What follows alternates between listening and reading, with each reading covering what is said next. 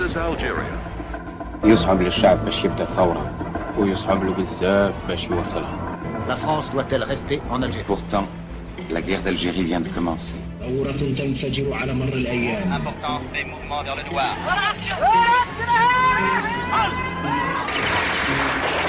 D'une nouvelle révolte des Chaouia. Une région de tout temps contaminable par les idées révolutionnaires. En 1956, ils étaient près de 20 000, bien entraînés. On les appelait les Moudjahidines. مجاهدين مناضلين حملوا المشعل نتاع الثورة والمشعل نتاع الحرية. This is Algeria. The peace has just begun.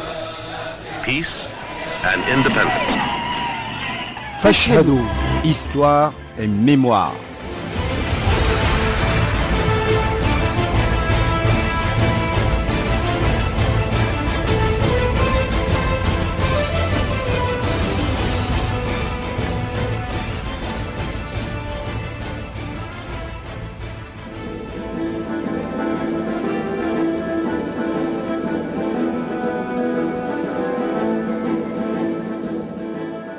Notre mouvement de rénovation se présente sous l'étiquette de Front de libération nationale.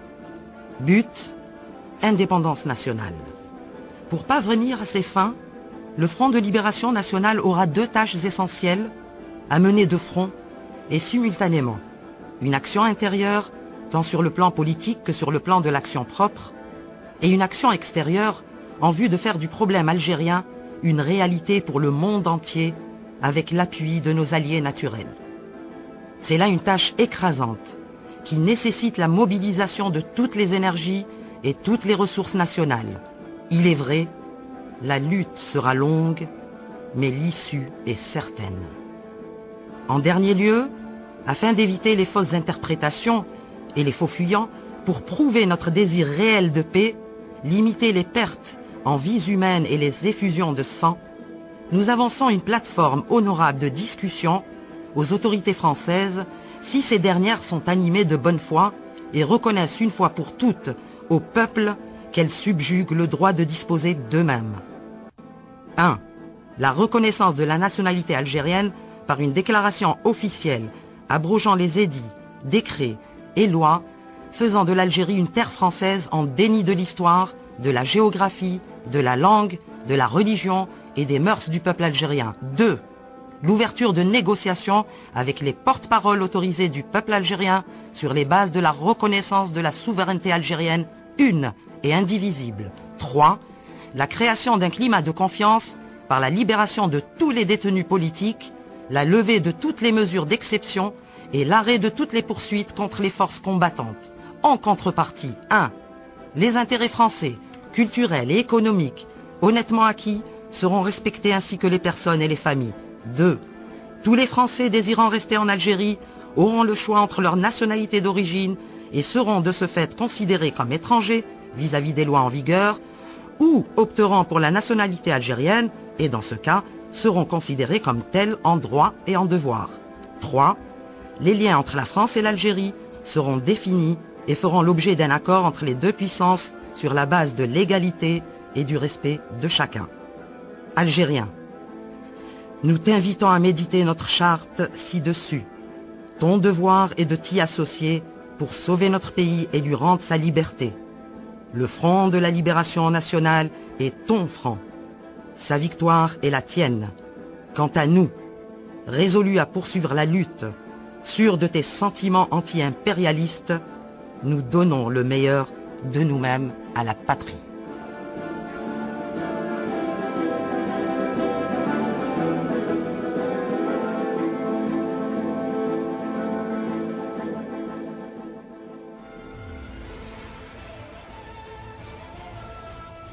Amis auditrices, amis auditeurs, bonjour, Rachida Mansef. Bonjour, bonjour Sohan. Donc quant à nous, allez, la chute, c'était un extrait de la proclamation du 1er novembre. Oui. Et la chute est... Et c'est vers cela que nous allions hier. Oui. Alors donc pour cette deuxième de Fashhadou, Histoire et Mémoire, réalisée par Fatema Sabri, on le répète et on le répétera toujours, On reste donc sur la lancée de la proclamation du 1er novembre, du déclenchement de la guerre de libération nationale. Et comme il sera de tradition durant toute cette saison, Rachida Mansef, tout de suite c'est votre billet. Merci. Hier, novembre 2014, sur les routes de Kabylie, 3 femmes, accompagnées d'un conducteur et d'un technicien de la radio nationale algérienne, allaient à la rencontre de 2 personnes qui avaient chacune joué un rôle dans l'impression, le tirage de la déclaration du 1er novembre 1954.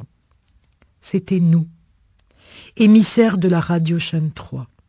Nous allions vers Tizi Tlata et Rili Moula. 8 heures du matin, Tizi Ouzou. La ville est encore ensommeillée et les rues désertes. Nous nous arrêtons à un café choisi par le hasard. Nous faisons mine de ne pas voir les hommes que notre irruption a fait taire. Nos regards s'attachent au mur et là, nous accueillent des photos de Moudjahidines en tenue de combat et le Tché en visite en Algérie en 1963. Le temps bascule. Où sommes-nous et surtout quand? 4 jeunes filles entrent à leur tour dans ce café d'hommes. Nous nous regardons, Fatima, Souad et moi, et je sais, à cet instant-là, qu'une même pensée nous habite. Nous sommes la preuve vivante. Notre présence, celle de ces 4 jeunes filles, les policières croisées tout à l'heure dans la rue, les djounouds couvrant les murs, le Tché souriant, le Durdura à l'horizon, et nos compagnons, protecteurs et discrets. Nous sommes la preuve vivante que l'indépendance est passée par là, l'Istiqlal, mais la guerre aussi, il y a 60 ans. Nous allons à la rencontre de Wiza Zamoum, Nenna, comme l'ont surnommé les nombreux orphelins adoptés après la guerre. Elle est l'épouse de Ali Zamoum, le militant de 21 ans, auquel les 22 qui ont décidé de la date du 1er novembre 1954 pour lancer l'insurrection générale ont confié le tirage de la déclaration du 1er novembre 1954, ce 27 octobre. Acte de naissance du FLN, Front de Libération Nationale, qui allait conduire une guerre de 7 ans et 8 mois. Mohamed Ekli Ben Shahba nous en dira par cœur le début tout à l'heure. Vous l'écouterez. C'est lui qui a transporté une pleine valise bourrée de précieux tracts jusqu'à Alger pour la distribution nationale de la déclaration. Il n'était pas dans le secret, ni l'une ni l'autre. Ali Zamoum leur avait simplement dit « J'ai besoin de vous ». Et eux, pétris des récits de leurs aînés, forgés par la misère, l'indignité partagée, le malheur de ne pouvoir se dire libre, imaziren, répondent oui, sans poser de questions. Nous nous étions préparés à devoir ménager 2 rescapés de la guerre, 2 vieilles personnes fragiles, et nous avons trouvé une femme, un homme, au regard pétillant, au verbe assuré, à l'humour tenace, au rire frais, 2 chaînes, jeunes et solides. Nana nous dira malicieusement « Je vous ai bien fait rire, n'est-ce pas, dahaktum bien ?»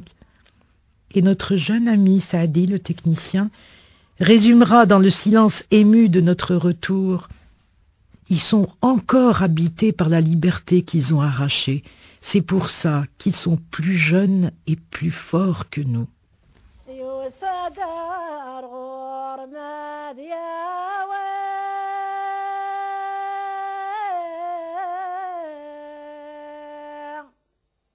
Nous sommes dans la maison de Nenna, Wiza, Madame Wiza Zamoum, épouse de Ali Zamoum, qui nous a quittés malheureusement il y a 10 ans maintenant. C'était en 2004. Et Madame Wiza Zamoum, tout le monde vous appelle Nenna. Donc c'est Nenna. Merci de nous recevoir chez vous. Et on vient de voir la Ronéo ainsi que la machine qui a servi à taper le stencil. En 54, cela faisait 2 ans que vous étiez mariée à Ali Zamoum. Vous étiez encore toute jeune, vous aviez 15 ans.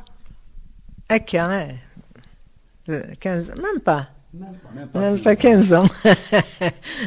بصح في هذاك الوقت كون تقول له دوك البنات نتاع دروك تزوجوا على 13 سنه يخلعوا. مي هذاك الوقت سي نورمال هو كان عنده 19 سنه. مي كي وساو لي تراكت هذاك نتاع لا ديكلاراسيون وساوه هنا التيراج داروها في الدار يدير ربح وين كانت لاستيل.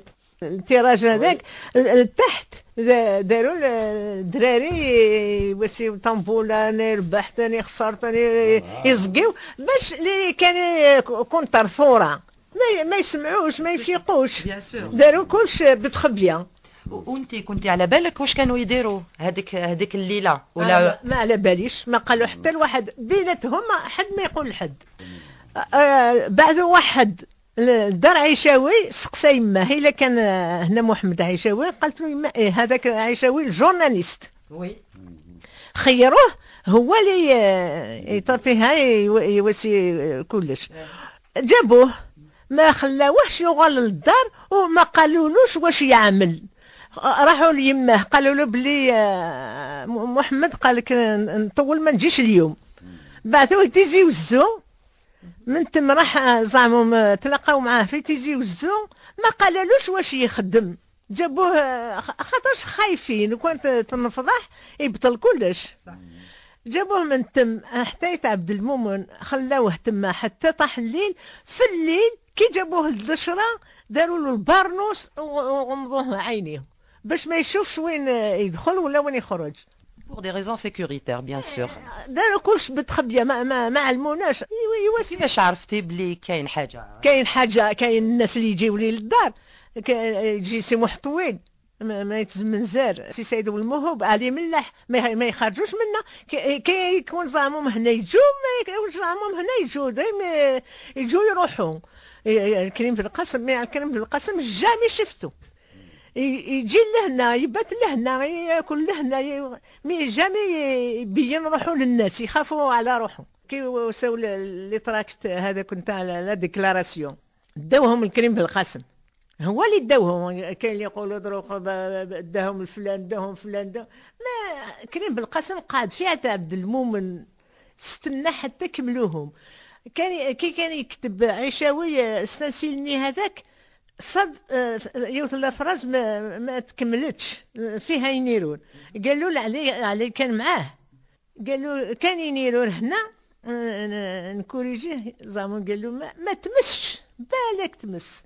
راح حتى عبد المؤمن الكريم في القسم هو اللي كوريجاه قالوا بصح فيها ينيرون غلطنا في هذاك الافراز ما تكملتش. قال لي واه الكريم في القسم باش قلنا زعموا هنا الدشره كمل عيشاوي خدمته. ومن بعد كي داهم واسمو هذا قالها لي زعموا. من بعد كي داهم الكريم داهم واحد القهوه في قالوس لاكارومار. قال لي زعموا هنا في لاكارومار كي خرج من الحبس داني حتى تما. قال لي هنا هذيك القهوه هذيك اللي خلقت تيدوكلا الجزائر. C'est à partir de là-bas qu'il venait récupérer pour dispatcher cette proclamation du 1er novembre. واحد النهار قال لي زعموم الله يرحمه قال لي رايحين نحكي لك كيفاش.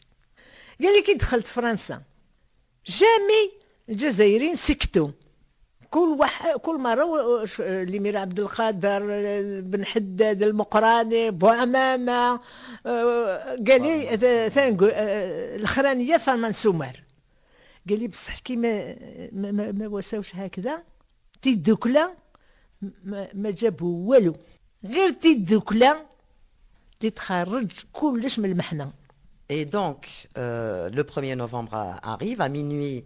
Effectivement, les moudjahidines, ce qui était programmé a été fait. Et quand, évidemment, la riposte française ne s'est pas fait attendre. Comment que ça s'est passé pour cette fameuse Ronéo et cette machine à taper? qu'est-ce que, juste après le 1er novembre, où est-ce qu'elles étaient? Est-ce qu'elles sont restées dans là où elles étaient, ou est-ce qu'elles ont été cachées? شرح ما قعدش هنا والو، ما قعدش هنا اللي تركتني اللي ماشي اللي كل شراح خاطرش Et les militaires sont arrivés à Iri-Limoula combien de temps après? سمانة ومن بعد جاو سمانة باش فاقوا باللي سمانة جاو الجيش لي فامي اللي راحوا. انا كي جاو نضحك بصح معليش. فسمانة ومن بعد خدمنا الخفاف، وسينا القفه نتاع الخفاف جبتها. كان واحد هنا جارنا هو اللي يديهم واسمو، جزت عليه مدتها له هذاك القفه نتاع يقولوا له بلايد قاسم، ماشي بعيد هنا برك جارنا. مدت له هذيك القفاف نتاع الخفاف. كي وصلت دخلت للدار صبت الجدرميه في الدار، ما عرفت ما والو. كي دخلت خلعت لقيت الجدرميه في الدار معاهم شنبيط. قال لي ما تخافيش. قلت وكون ما نخافش وكون تحبر ما نخافش ما تجيب لهمش. كي جبت لهم ما تقولوليش كوراج. خلاص. ومن بعد كتبوا ما نعرف واش كتبوا وكل. مي جاو كملوا الكتيبه قالوا لنا تسنيو. قلت ما نسنيش. قال لي تسنيو بالسيف. ما نعرف واش كتبوا ولا عباو كلشي على ظهرنا ولا ما حكمنيه من جدرمي من مشحرين ضربني بالركل. طحت في يدي نتاع الشيخ اللي يقول سنيت. كي راحوا على هذاك نضحك على روحي هذه.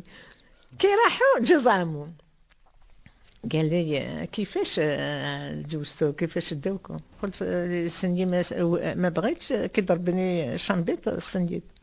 قال لي انت خداعه انت خبيثه. كيفاش؟ قالوا لك سني كي ضربوك مديت لهم المود باس. دروك قال لي دروك ما نامنكش ولا زعاف قال لي ما نامنكش. انا تقدري بعيني كي ضربوك تقول لهم ها وين تخبى. ما عاش نجي وين كنتي يا الخداعه يا الخبيثه. زعف. قلت معليش. بصح من بعد من هذاك النهار كي يقولوا لي جاو العسكر نهرب. هكذا قال لي زعما قال لي كي نصيبك في الدار انا مانيش فرحان. وكان نصيب الدوك الحبس وكان نصيب قتلك شديتي في الكلمه. فحكايه قيت وراي بس وسند كنت تسند. يجيو عندنا كي يروح كي يجيب معاه هذوك كما كاين في القسم كيف كل الاخرين يجيبهم لهنا. واحد النهار ما من الماكله ما ناكلوش حتى يروح الليل حتى يجي ما جاب حتى واحد خاطرش ما قليل. واش ناكله واش نخليوه اللي يجوا. واحد النهار جا طبشت انعرقت الدنيا. جاو مشمخين. قال لي روح جيب لهم شويه الماكله. نروح جبت لهم هذاك شويه الماكله ماشي بزاف باش بصح نحيو برك الجوع.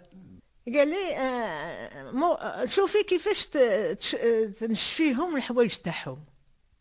ربطت الخيط منا ومنا شعلت النار ينشفوا. قال لي بصح دارنا راهي في الطريق.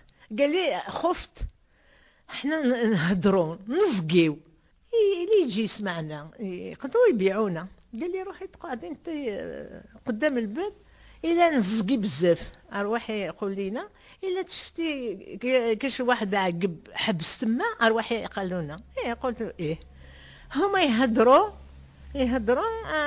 حتى راح الليل داهم نعاس انساني. قال لي عاسي. هذا كل يسمع هذا يضحك. قال لي عاسي. ومن بعد كي نكملوا نعيط لك.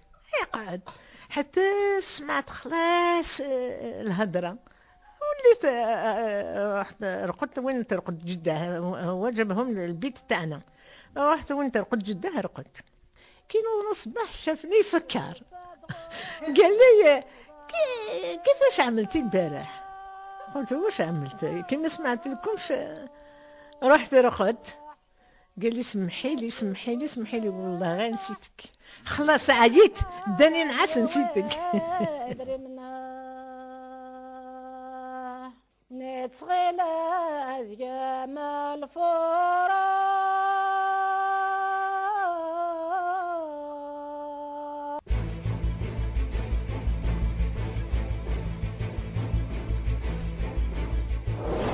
This is Algeria. يصعب للشعب باش يبدا الثورة ويصعب له بزاف باش يوصلها. La France doit-elle rester en Algérie? Pourtant, la guerre d'Algérie vient de commencer. تنفجر على مر الأيام. Important des mouvements vers le noir.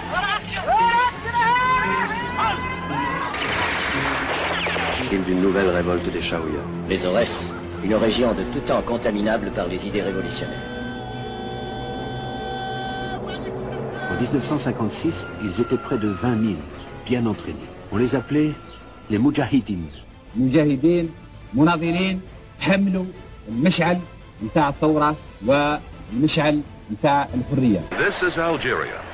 The peace has just begun. Peace and independence. فاشهدوا. Histoire et mémoire.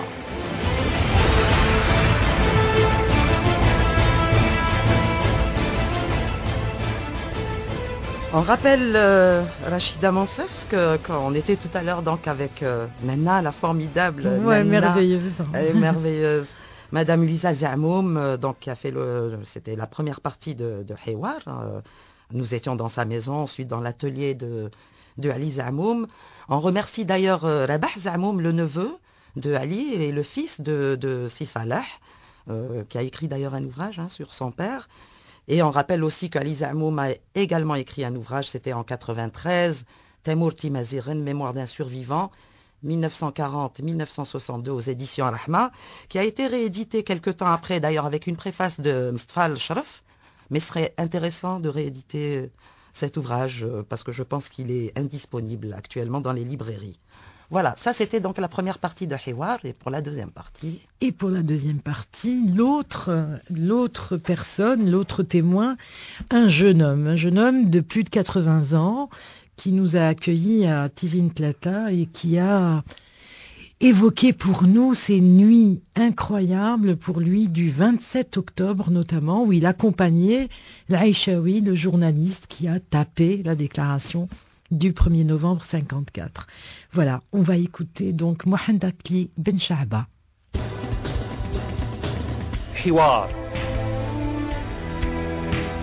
Nous sommes à Tizi Plata, donc en agréable compagnie, puisque nous avons l'honneur et le privilège d'être avec monsieur Mohamed Akli Ben Shahba. Mohamed Akli Ben Shahba, donc dans l'histoire a retenu qu'il a été le premier à avoir transporté la valise de la proclamation du 1er novembre à Alger à la veille donc du déclenchement de la lutte de libération nationale. Merci de nous recevoir, monsieur Ben Shahba. Eh ben oui, alors le CRIA a décidé d'organiser lui-même la révolution. Donc pour cela, il fallait la proclamation du 1er novembre pour s'adresser d'abord au peuple français et ensuite au peuple algérien pour dire voilà ce que nous allons faire. Alors il a été rédigé par Bodiaf Ben Mehdi et Didouche Mourad, rédigé et ensuite ils l'ont remise à Karim Belkacem, ils l'ont chargé de faire le travail. Comme nous, ici, nous ne savions pas nous servir de la réunion, ils ont fait venir un journaliste qui s'appelle Laïchaoui Mohamed, un shahid Allah rahmou. Ils lui ont envoyé Qassi Abdullah Mukhtar pour lui dire que quelqu'un t'attend dehors. Mais on lui a dit qu'il ne faut pas lui dire que c'est Ouamran. On lui a dit qu'il faut lui dire que c'est Didouche Mourad qui t'attend. Et quand il est arrivé sur place, il a trouvé Ouamran. Je ne sais pas comment il a fait, il l'a mis dans une voiture, direction Tizi Ouzou. Il arrive à Tizi Ouzou, il l'a mis à l'aise, parce qu'il était un peu, disons, effrayé, si on veut. Alors il lui a dit, bon, ne t'inquiète pas, on a juste un petit travail à faire, tu vas le faire, et puis on va te laisser retourner à la maison. Là, à Tizi Ouzou, il a trouvé Zamou Mali avec Mohamed Saad. Ils l'ont accompagné. Ils sont passés par la route de Matra, Souk el-Tnil, et est arrivé à Ita Abdelmoumen. Là, ils ont continué à pied. Tout en marchant, il leur posait des questions. Comment s'appelle ce village? Comment s'appelle tel village? On a compris que c'était en cas d'arrestation pour éviter les tortures. Et ils voulaient dire la vérité pour échapper aux tortures. Mais ils lui ont donné de faux noms. Il arrive à Ita Abdelmoumen et font peut-être les 3 km, 4 km qui nous séparent qui séparent Ita Abdelmoumen d'Iri-Limoula, ils les ont fait à pied. Il arrive à Iri-Limoula, ils le mettent dans une maison, justement la première maison qu'ils ont rencontrée, c'est une maison d'un élément du 1er novembre. Ils l'ont laissé se reposer là en attendant la tombée de la nuit. À la tombée de la nuit, Ali Zamoum est retourné avec Halish Hossein. Ils sont arrivés dans la maison de Ben Ramdan et Omar. Ils ont essayé de commencer le tirage, mais à la lumière d'une bougie, l'Aïchaoui a dit que Ali, si tu peux nous trouver un autre local, la lumière ne suffit pas. Il est allé voir Idi Rabah, la seule maison d'un élément du 1er novembre qui avait de l'électricité à l'époque. Alors il lui demande si tu peux nous donner un petit local. Oui, il a dit à son frère, monte au premier étage pour leur ouvrir telle chambre. De passage, quand Ali est passé, il m'a trouvé sur une place comme ça, juste devant la maison d'Idi Rabah. Il m'a dit, viens, j'ai besoin de toi. Je l'ai laissé faire quelques pas de plus comme ça, je l'ai suivi. On arrive à la porte de la maison d'Idi Rabah. Cette maison avait 2 portes, est et ouest. On a fait le tour et on est rentré par la porte côté ouest. On monte au premier étage, on trouve l'Aïchaoui et Idi Amar, le frère de Rabah. Mais Idi Amar était un homme illettré, donc il ne savait pas ce qu'on allait faire ou ce qu'on a fait, rien. Alors Ali leur a dit, voilà le bonhomme qui va travailler avec vous. Alors il a demandé à l'Aïchaoui, est-ce qu'il y a quelque chose, tu as besoin de quelque chose? Il lui a dit non, des cigarettes seulement. Il est descendu en bas, dans l'épicerie d'Idi Rabah, parce qu'au rez-de-chaussée c'est une épicerie. Il lui ramène 2 paquets de cigarettes. Il dit voilà, c'est tout, c'est tout. Alors il a commencé, il a fait le stencil d'abord. Après avoir fini le stencil, il a monté sur la Ronio, il a versé de l'encre, et puis il a commencé lui-même à tirer, parce que c'est une Ronio manuelle. Il a commencé 3, 4 ou 5 tracts, il les a jetés. C'était pas bien écrit, parce que l'encre ne s'était pas propagée dans la Ronio. Et ensuite, on avait de très bons tracts. Alors on se relayait toute la nuit, à tour de rôle, tous les 3, à tour de rôle, jusqu'aux environs de 3 heures, comme ça. Alors, on avait fini. Alors, il m'a dit qu'il faut, Ali m'a dit qu'il faut remplir, il y avait une valise à côté, il m'a dit qu'il faut remplir cette valise. Et le reste, vous faites un tas pour les distribuer dans les environs. Et on a travaillé, on a rempli la valise, on a fait un tas à côté. Ali est revenu vers 3 heures. Alors il m'a dit où en est le travail? Je lui ai dit ben voilà, la valise est pleine, on l'a mis de côté, un tas à côté. Alors on est descendu dans la petite cour, il y avait une petite cour au rez-de-chaussée. Il m'a dit ben voilà, tu vas partir à Alger. Il a commencé à me dire ce que j'allais faire à Alger. Mais j'ai réfléchi, je dis, mais on a mis beaucoup de temps pour faire ce travail, donc en principe il fait jour. Je regarde ma montre, il était 3h10. Alors je lui dis, allez, je ne peux pas arriver. Il y avait le car devait passer des Ouadia à partir de à 4 heures. Je dis, je ne peux pas arriver. 4 heures du matin. Il a regardé sa montre pour voir si c'est pas ma montre qui a avancé. Il me dit, oui, tu ne peux pas. Donc tu vas partir l'après-midi. Je lui ai dit oui. Alors l'après-midi, j'amène... L'après-midi du 29 octobre du 28. Du 28 octobre. Alors, je prends la valise, j'arrive ici à Tizincreta, il m'a aussi donné un courrier, j'arrive ici, j'attends le car qui passe à 1 heure, je monte dans le car, la valise je l'ai laissée juste derrière le chauffeur, et moi je suis allé au fond, me suis installé sur la banquette arrière. Avant de m'asseoir, j'ai déchiré la banquette, j'ai mis le courrier dedans et je suis parti. J'arrive à Alger, à l'époque il n'y avait pas de gare routière, je regarde, il n'y avait rien de spécial du côté policier. Bon, je descends, je prends la valise avec moi, le courrier bien sûr, je l'ai mis dans la poche. Quelques dizaines de mètres de là, je trouve un taxi. Parce qu'Ali m'a donné l'ordre, m'a dit qu'il faut prendre un taxi, il ne faut pas partir à pied. J'arrive à l'adresse indiquée, à Bedcourt, je trouve, c'est un café. Alors je trouve 3 jeunes, juste devant le café. J'ai demandé le nom qu'Ali m'a donné, je ne me souviens plus. Ils me disent que tel bonhomme est ici. Et c'était celui qui était encore dans le café, le rideau en moitié baissé. Alors ils l'ont appelé, il regarde en dessous le rideau, il me dit ah, c'est toi, il a vu la valise à côté de moi. Je lui ai dit oui, c'est moi. Et pourquoi tu n'arrives qu'à 7 heures, pourquoi? Je lui ai dit bon, on n'a pas fini le travail, c'est maintenant qu'on a fini. Bon, je lui ai donné la valise, il l'a vidée, il m'a rendu le vide bien sûr. Et Ali m'a dit en revenant, tu achètes d'autres tracts vierges de papier blanc. Le lendemain matin, je passe à la librairie papeterie nord-africaine. Je trouve juste la place de Chartres. J'achète ce que j'ai trouvé, parce que je n'ai pas trouvé la quantité qu'il m'a dit, à peu près la moitié, et je reviens à Iri-Moula.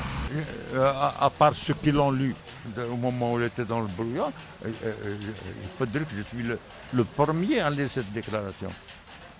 Voilà, vous en avez pensé quoi ah ouais, à vous qui êtes appelés à nous juger, qu'est-ce qu'il y a à passer de plus?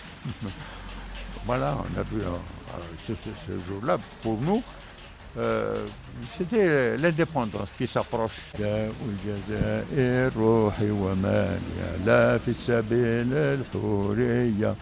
يحيى الحزب الشعبي السالم مثال الفداء الوطنية يحيى الحزب الشعبي الغالي. Vous étiez marié, vous aviez des J'ai enfants. oublié, non, Vous aviez quel âge? J'ai laissé une fille, encore une fille que j'attendais, parce qu'elle est née quelques mois plus tard.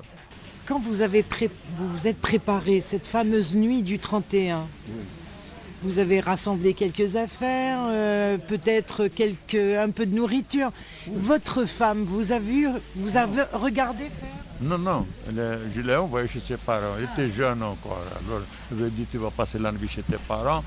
Il s'est avéré que son frère aussi était l'un des membres des 19. Et justement, il arrive à la maison, même son frère n'est pas là. Mais il ne savait pas pourquoi. Ce n'est que le lendemain que tout le monde parlait de ça, il y a eu un attentat, il y a eu telle chose, Alors c'est pour ça qu'il est parti. Voilà. Mais elle a deviné que vous aviez à voir avec ces attentats? Ah c'est sûr, mais puisque je suis parti. Non, elle aussi, elle a fait la révolution. Mais les débuts, elle ne savait pas ce que c'est. Par exemple, la poudre, pour préparer la poudre. Je vais ramener du charbon qui est écrasé toute la nuit, ferme la porte avec toute cette poussière noire et tout ça. Mais elle ne savait pas ce que c'est. Et ensuite, parce qu'elle a essayé les petits moulins de la maison, mais ça ne passait pas. C'est des morceaux de bûche, si on veut. Ça ne passait pas entre les meules. Alors, elle a fait ça, mais Puis quand elle fait un petit tas comme ça, c'est héros. Monsieur Ben Chaba, si vous aviez le dernier mot, votre dernier mot, ce serait quoi? Ce que nous ont laissé, ceux qui ne sont plus revenus, il faut, c'est Amana qui me semble, Amana. Il faut que ces jeunes, cette génération, il faut qu'ils s'occupent de ça, il faut qu'ils essayent de travailler. Il faut, ceux qui nous ont laissé la manade, ils sont morts. Et c'est à ceux qui restent maintenant, aux jeunes, de travailler pour construire ce pays. Il ne faut pas qu'on regarde les Français ce qu'ils font, les Américains ce qu'ils font. Il faut qu'on essaye de faire quelque chose.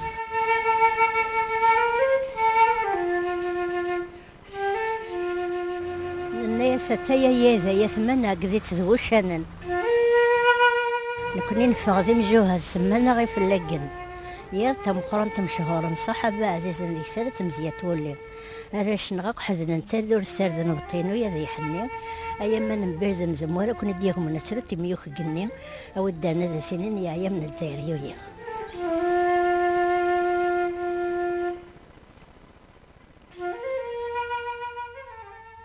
Et oui, c'était Johar. Merci Johar. Yatek Saha. Johar rencontré dans la rue, qui nous a dit journaliste. Et puis voilà, elle tenait à donner sa part, elle aussi. Vous avez donc écouté avec nous Mohamed Akli Ben Chaba. Et puis nous passons à notre rubrique Bekri, archives sonores. Eh oui, Bekri de donc Lamia Mahfouf. Et qui a recueilli cette fois-ci trois séquences. Ce sera la dernière, mais je l'annonce en premier, une séquence de Karim Belkacem, qui revient sur la volonté française d'aliéner le peuple algérien. Une deuxième séquence de François Mitterrand, avec sa déclaration au lendemain du déclenchement de la guerre de libération nationale. Et la première séquence qu'on retrouve tout de suite, c'est avec Ali Zamoum et qui parle du lieu donc d'impression de la proclamation du 1er novembre. C'est Bekri de Lamia Mahfouf. La stèle n'est pas devenue un monument. Encore aujourd'hui, elle n'a été réalisée qu'en 1988, c'est-à-dire plus de 30 ans après l'indépendance de l'Algérie. Ce n'est qu'en 1988 que, à l'initiative populaire de la région. Oui. Nous avions fait une assemblée générale des villageois, nous avons soumis le projet, il a été retenu, on a fait une collecte de fonds, etc. Et nous avons réalisé cette stèle. D'ailleurs, elle est modeste, elle n'est pas... C'est le lieu où a été imprimée à la Ronéo la proclamation du 1er novembre.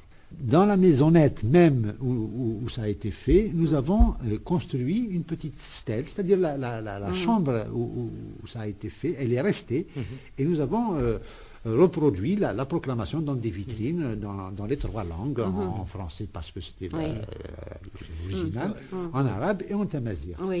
Et donc il y a une stèle maintenant qui rappelle ce qui s'est passé là, le 1er novembre 1954, avant le 1er novembre 1954, c'est-à-dire au moment où on imprimait cette proclamation.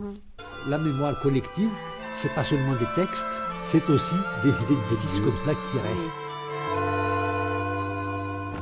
Pendant la nuit du 31 octobre au 1er novembre, on a tué, incendié, provoqué l'émeute et le désordre. Et pourquoi? Qu'a-t-on voulu prouver en tirant à bout portant sur ces jeunes soldats qui montaient la garde d'un casernement? Crimes odieux contre d'innocentes victimes, crimes absurdes et qui seront châtiés car celui qui emploie de tels moyens doit savoir qu'il sera frappé à son tour. L'Algérie, c'est la France.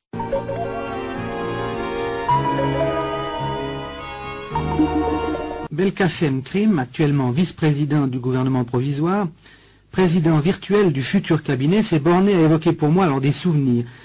Et surtout, il s'est efforcé de définir comment il était devenu révolutionnaire, chef de cette armée dont il est encore le leader. Étant à l'école française, j'ai appris que l'histoire parlait de la conquête de l'Algérie. J'ai lu dans l'histoire que les Français sont venus en 1830 occuper militairement l'Algérie. Ça, je l'ai appris même dans l'histoire française, et que l'Algérie était une colonie. est une colonie française, n'est-ce pas? Alors tout cela, je me disais que tous les peuples ont leur drapeau, ont leur liberté, tous les peuples, ce sont une nation, et nous.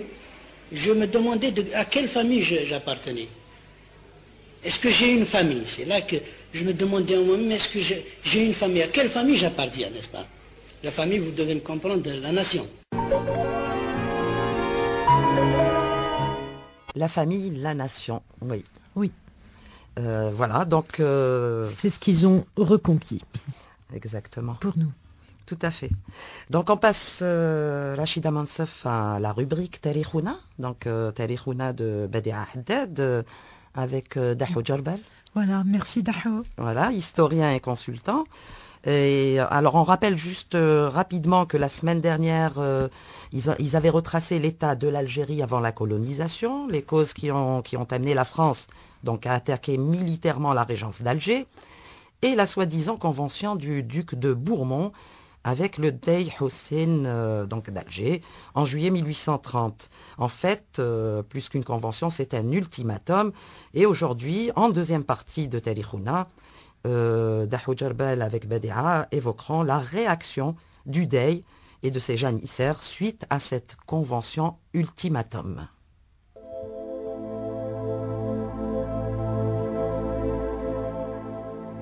تاريخنا. Alors, on continue. Donc, je rappelle aux auditeurs que nous sommes en compagnie de l'historien, moi, Monsieur Dahou Djerbel.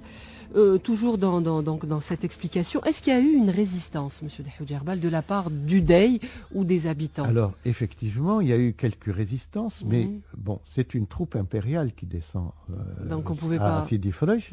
Mais si, on ne pouvait pas. En fait, en réalité, il y a eu quelques résistances sporadiques de quelques, disons, troupes qui étaient des troupes auxiliaires de la régence d'Alger, c'est-à-dire des autochtones. Les janissaires n'ont pas résisté, quasiment. Mais il y a eu aussi une tentative de rassemblement des forces par le Bey Ahmed de Constantine, qui a été, parce que lui proposait au Dey une résistance de longue durée, mais pas d'un affrontement frontal, c'est-à-dire pas un engagement frontal contre les troupes françaises, parce que le rapport de force n'était pas égal. Oui, mais pourtant, M. Dahou Djerbel, enfin, la réputation d'Alger Régence, je veux dire, il y avait des corsaires, on pouvait pas... Je veux dire, elle avait une réputation importante. Comment se fait-il qu'on a... C'est seulement une réputation. Un mythe, absolument, c'est un mythe, parce que le paroxysme, enfin le point le plus avancé de la puissance d'Alger, c'était le XVIIe siècle. C'était le XVIIe siècle, mais au XVIIIe et fin du XVIIIe siècle, les forces maritimes, les forces navales, les forces économiques et les forces militaires ont commencé à se désintégrer, à s'épuiser. Et donc, c'est au moment où montaient en puissance les forces occidentales. À la fois continentale, européenne, mais aussi britannique et autres. Donc au fond, on arrive à la fin du XVIIIe siècle et au début du XIXe siècle, avec une flotte complètement réduite, avec une puissance économique complètement, disons, dévalorisée, qui n'avait plus la capacité d'échanger avec le monde comme elle le faisait au XVIIe siècle, et avec une force militaire qui était réduite à sa plus simple expression. Donc au fond, les portes n'étaient pas grandes ouvertes, mais quasiment entrouvertes à une intervention étrangère. D'accord, donc impossible de changer le sort à ce moment-là. Absolument, un rapport de force de troupes impériales françaises avec les troupes des janissaires et les quelques auxiliaires des Algériens qui travaillaient pour le compte de la régence d'Alger, était impossible à réaliser sur un pied d'égalité. Donc le rapport de force était très inégal. Et c'est à ce moment-là que le rapport entre le Dey Hussein et le Bey Ahmed s'est détérioré. Le Dey Hussein a refusé la stratégie proposée par le Bey Ahmed et a accepté de céder. Et donc il a pris ses biens, il a pris ses gens, sa famille, ses alliés, les personnes qui lui étaient soumises. Il a pris le bateau et il est parti il a abandonné Alger. Oui. Et c'est cela la question, c'est ce que ne veulent pas reconnaître un certain nombre d'historiens algériens ou de manuels scolaires algériens, c'est qu'au fond, Alger a été cédé aux troupes françaises en 1830. Le Dey n'avait, vous le disiez, M. Dahoud Jerbal, qu'il n'avait pas trop le choix. Je veux dire, est-ce qu'il y aurait eu possibilité? Non. Est-ce que je veux dire, le fait qu'il soit parti. Est-ce qu'on peut dire la même chose dans les résistances de l'émir Abdelkader, d'El Mokrani ou dans les résistances du XXe siècle? Chacun a le choix. C'est de céder, partir ou de résister et de mourir. Donc il s'en va. Et où il part, le Dey? Il part d'abord vers la Sicile, et puis de la Sicile, il part en Italie, et de l'Italie, il part vers la Turquie.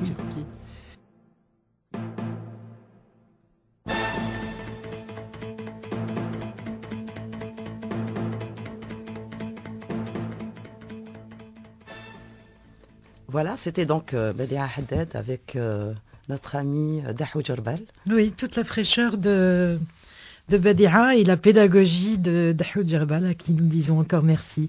Et puis maintenant... On passe à Abdou Sayah avec sa chronique Art et Révolution.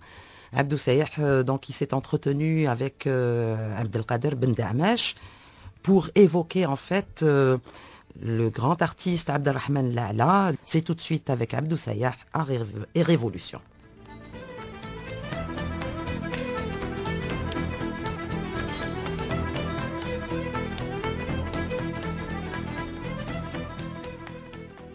Monsieur Abdelkader Ben Dahmash, vous êtes président du Conseil national des arts et des lettres au ministère de la Culture. Vous êtes également auteur de nombreux livres sur la culture algérienne. Aujourd'hui, vous avez envie de rendre hommage à Abdelrahman La'ala, qui est journaliste, animateur, parolier. Pourquoi vous avez choisi Abdelrahman La'ala ? Ben justement, c'est le moment de penser à Abdelrahman La'ala, puisque c'est un shahid. Il est tombé au champ d'honneur, Allah yarhamou, et on est obligé, nous, aujourd'hui, de penser à lui, de le mettre en valeur et de mettre en valeur sa personnalité pour lui dire merci pour ce qu'il a fait, ce qu'il a donné pour que nous soyons aujourd'hui libres et indépendants, libres de nos mouvements et nous jouissons de la pleine liberté avec une souveraineté nationale exceptionnelle que ces chouhada nous ont apporté sans que personne ne leur demande rien du tout. Ce qu'ils avaient peut-être dans leur esprit, c'est qu'aujourd'hui, on se rappelle d'eux. Moi, je le fais personnellement. Abdelrahman La'ala est une personnalité qu'on n'a pas évoquée du tout. J'ai fait une petite recherche sur lui. Abdelrahman La'ala est originaire de Biskra. Il est tombé au champ d'honneur en 1957 exactement, avec 107 djounoud de ses camarades, puisqu'il était capitaine de l'armée de libération nationale. Mais avant ça, il était journaliste à la radio, il était producteur d'émissions, il écrivait des pièces de théâtre radiophoniques, et c'était quelqu'un qui bougeait beaucoup, qui activait. Il était originaire donc de Oulad Djellal à Biskra. Il s'appelle réellement Qaddour La'ala, on disait à l'époque Abdelrahman La'ala. Et Abdelrahman La'ala a écrit pour Abdelrahman Aziz.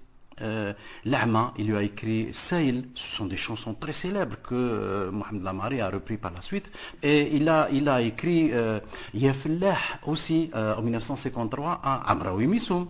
C'est un monsieur qui avait des relations avec toutes les grandes personnalités de l'époque, comme Mustafa Skandrani, comme le Hajj Mrizq dans le Shabi, comme Amraoui Missoum. Amraoui Missoum, c'est le fondateur, le créateur de la chanson moderne dans notre pays, on doit le reconnaître. Voilà quelqu'un aussi à qui on doit rendre un hommage. Donc, mais en même temps, il était en même temps le militant actif au PPA par exemple, et ensuite au MTLD, et dès l'annonce de la création du Front de Libération Nationale le 1er novembre 1954, il est allé en plein et il a donné tout ce qu'il a tout ce qu'il a pu donner, c'est-à-dire sa vie, c'est-à-dire tout son militantisme, il l'a donné sans rien laisser.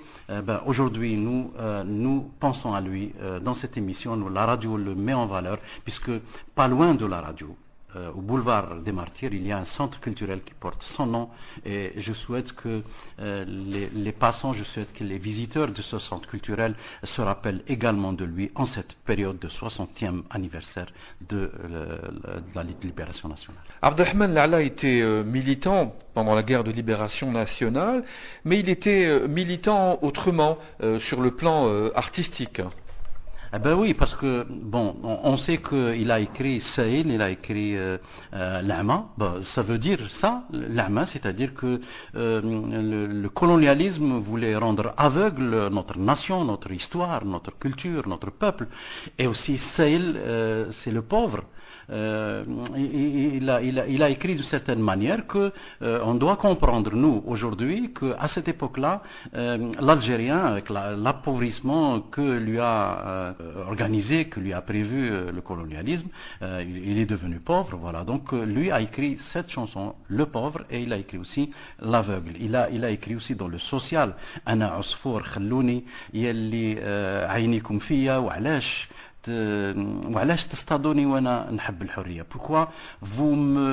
Pourquoi vous me faites la chasse alors que moi j'aime la liberté? Donc tous ces textes étaient comme ça. Tous ces textes avaient rapport avec la liberté, avaient rapport avec l'air qu'on respire, avec la prise de conscience. Même avec des mots cachés et tout ça, parce que tout le monde à l'époque, tous les gens qui écrivaient faisaient ça aussi. Donc lui avait l'outil de communication de la radio, et puis il savait le faire, et il avait à côté de lui toutes les grandes personnalités. Donc c'est à partir de là qu'il envoyait ses messages. Voilà ce qu'a écrit à Haji Rabeli Abdelrahman Lala en 1953 exactement. Donc bien avant le déclenchement de la lutte de libération nationale. Et puis il rentre au MTLD en 1945. Pourquoi 1945? Bon, on le sait, c'est après le 8 mai 45. Donc il était à côté, il était tout le temps près de son militantisme. Il avait un militantisme exacerbé, il le disait, il le faisait, jusqu'au point où, à partir de 1954, donc, il rentre en qualité de Djoundi, de simple soldat, et ensuite, il rentre à partir de 1956 exactement, puisque c'est à ce moment-là que la révolution algérienne s'est établie à partir du 20 août, à partir de la plateforme de la Soumam, que la révolution algérienne s'est installée et elle s'est déterminée. Lui, il devient capitaine à ce moment-là, et il était dans la zone de Zbarbar. Donc cette zone qui était très très dure à l'époque, lui est tombé au champ d'honneur. Donc en 1957, il n'était âgé que de 31 ans. Il faut le dire. Ces personnalités n'avaient pas plus que 30 ans, n'avaient pas plus que 22 ans. Voilà. Ils ont marqué ces années-là. Voilà un hommage à Abdelrahman Lala avec Abdelkader Ben Damash. À la semaine prochaine pour un autre hommage, tous ces artistes qui ont marqué la guerre de libération nationale.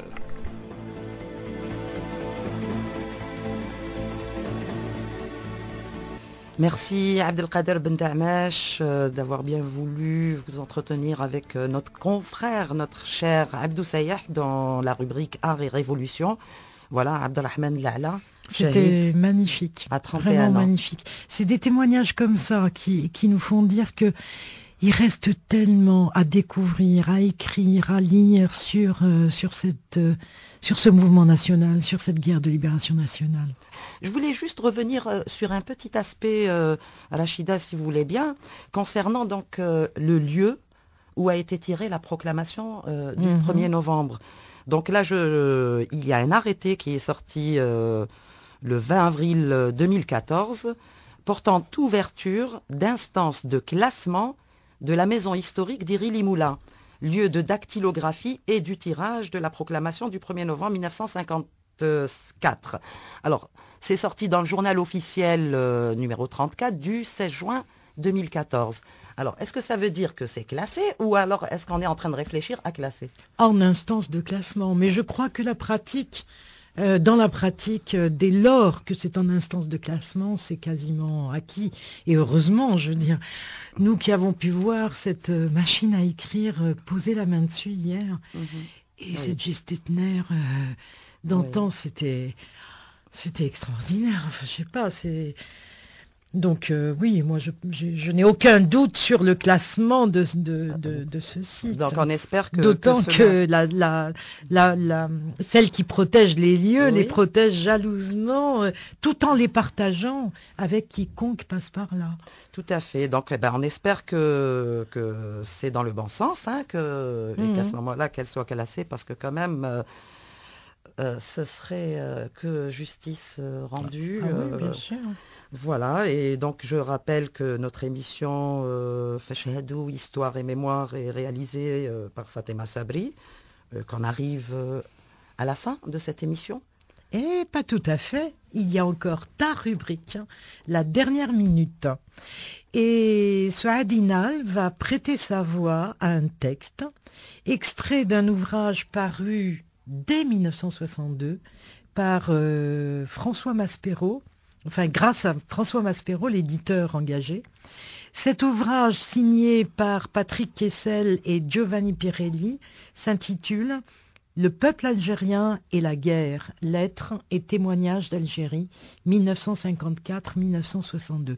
Cette compilation de textes, de lettres, de documents, de témoignages est absolument extraordinaire. Et en hommage aux anonymes qui ont œuvré à notre liberté, Souad a choisi le témoignage d'une femme de Kétos en Kabylie. La dernière minute.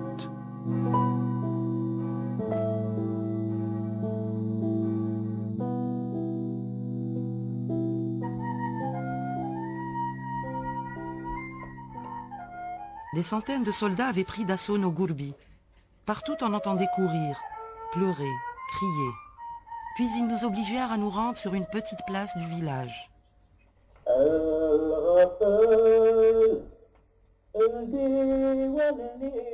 Une femme, malade du cancer, alitée depuis 5 mois, fut elle aussi contrainte de s'y traîner. Là, les militaires nous groupèrent. D'un côté les hommes et de l'autre les femmes. Ils amenèrent alors entre les deux groupes Oukerine Lounès, vieillard de 75 ans, le déshabillèrent devant nous tous et le firent danser tout nu sous la menace de leurs armes. À ce moment, ils nous intimèrent l'ordre d'applaudir, de marquer la mesure et de crier « Vive la France !». Par pudeur, les femmes voulurent se cacher le visage à l'aide de leur foulard, mais on le leur arracha. Puis ils amenèrent Merraf Ahmed Ben Rizqi, 28 ans, le rouèrent de coups et l'obligèrent à crier « Abba Messali, vive la France !».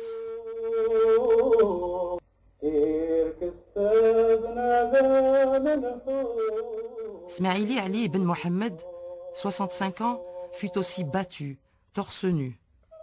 Puis ils passèrent à Oukrine Mohamed Saïd, qu'ils rouèrent de coups à son tour. Après cela, ils sont partis en emmenant 4 jeunes du village.